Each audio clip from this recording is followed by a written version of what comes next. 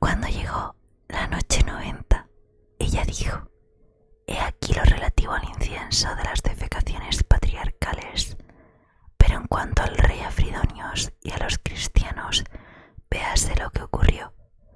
Al llegar la mañana, el rey Afridonios, siguiendo el consejo de la madre de todas las calamidades, reunió a los jefes principales de su ejército y a todos sus tenientes.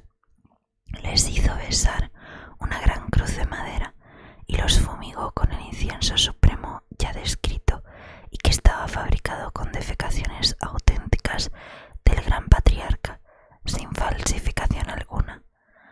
Así es que su olor era tan fuerte que habríase matado a un elefante de los ejércitos musulmanes, pero aquellos puercos griegos ya estaban acostumbrados a él.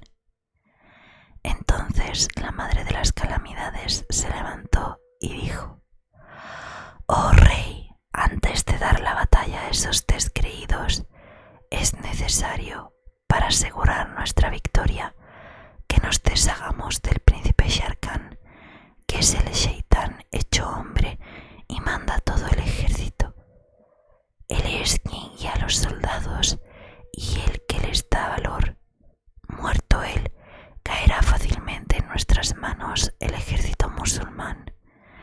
Enviémosle, pues, el guerrero más valeroso de nuestros guerreros, para que lo desafíe a combate singular y lo mate».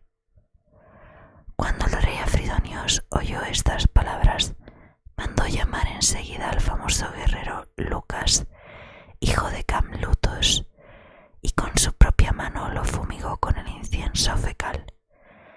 Después cogió un poco de aquella fenta, la humedeció con saliva y le untó las encías, la nariz y las dos mejillas. Le hizo aspirar un poco y con el resto le frotó las cejas y los bigotes. Y la maldición caiga sobre él, porque aquel maldito Lucas era el guerrero más espantoso de todos los países de los numís, y ningún cristiano entre los cristianos sabía lanzar como él la azagaya, ni herir con la espada, ni atravesar con la lanza. Pero su aspecto era tan repulsivo como grande era su valor. Su cara era extraordinariamente horrorosa, pues semejaba la de un burro de mala condición. Pero mirado atentamente, se parecía a un mico, y observado con más cuidado, era como un espantoso sapo o como una serpiente entre las peores serpientes. Y acercarse a él era más insoportable que separarse del amigo, pues había robado a las letrinas la fetidez de su aliento, y por todas estas razones le llamaban Espada de Cristo.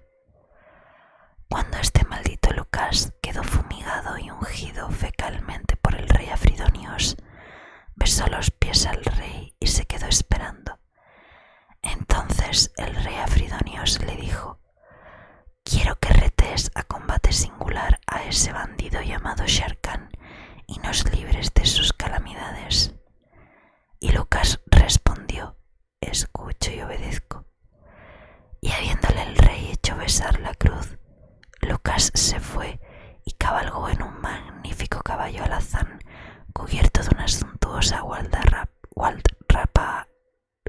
roja, con una silla de brocado incrustada de pedrería, y se armó con una larga azagaya de 3 puntas, y de aquel modo se le habría tomado por el mismo Cheitán.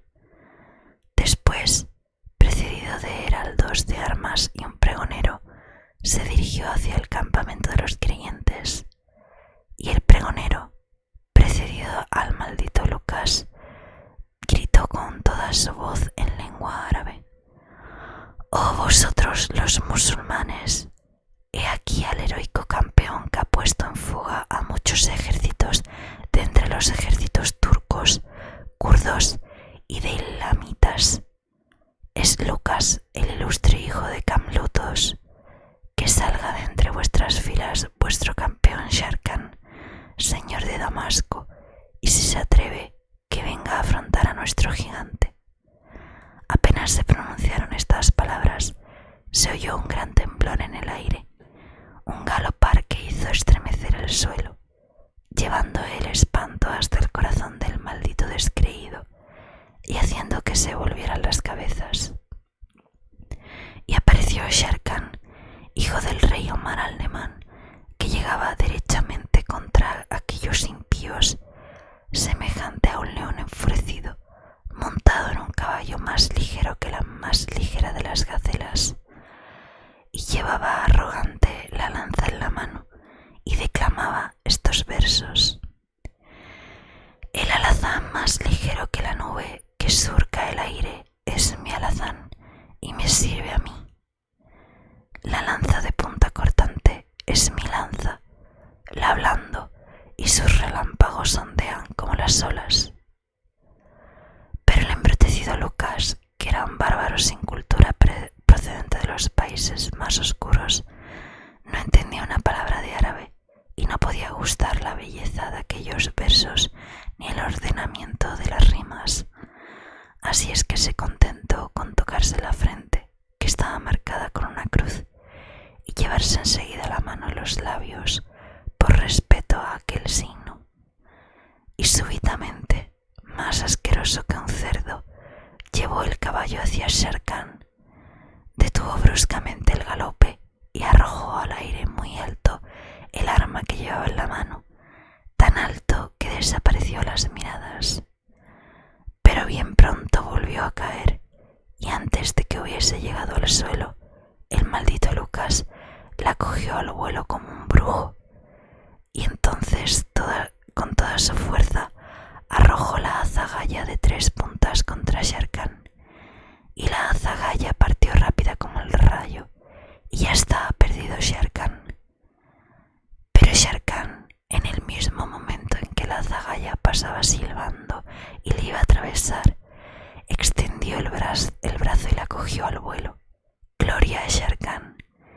Y cogió la azagaya con mano firme y la tiró al aire tan alto que desapareció a las miradas, y la volvió a coger con la mano izquierda en un abrir y cerrar de ojos, y gritó: por aquel que creó los 7 pisos del cielo, voy a dar a ese maldito una lección eterna, y lanzó la azagaya. Entonces el embrutecido gigante Lucas quiso repetir la hazaña realizada por Shere Khan y tendió la mano para coger el arma voladora. Pero Shere Khan, aprovechando el momento en que el cristiano se descubrió, le tiró otra segunda azagaya que le dio en la frente, en el mismo sitio en que tenía tatuada una cruz, y el alma descreída de aquel cristiano se le salió por el trasero y fue a hundirse en el fuego del infierno. En este momento de su narración, Sherezada